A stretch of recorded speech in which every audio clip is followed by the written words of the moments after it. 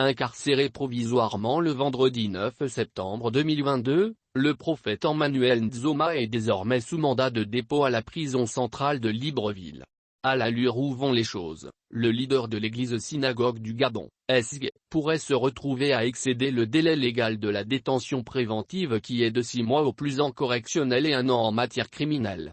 Il est connu de tous que la prison centrale de Libreville sise au quartier Gros Bouquet est loin d'être un lieu de plaisance avec un standing enviable. C'est en tout cas ce que révèlent les quelques anciens détenus qui ont accepté de sortir du silence et d'interpeller les personnes qui n'y ont pas encore mis pied.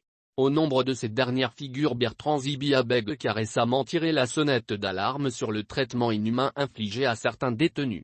De quoi mettre la puce à l'oreille des juges qui décident très souvent de se débarrasser d'un dossier en plaçant le mis en cause sous mandat de dépôt.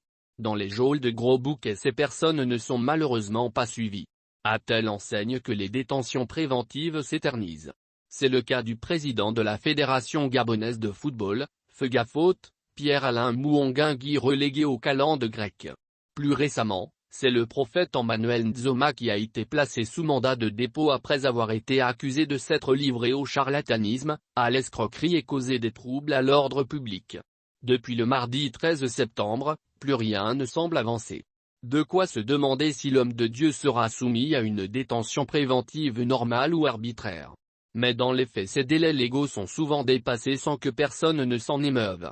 Pourtant pour prévenir ces écarts entre la loi et les usages abusifs voire arbitraires, le législateur a prévu aux articles 133 et suivants du Code de la procédure pénale que la détention préventive est respectivement de 6 mois et 1 an en matière correctionnelle et criminelle avec possibilité de prolongement de 6 mois au plus.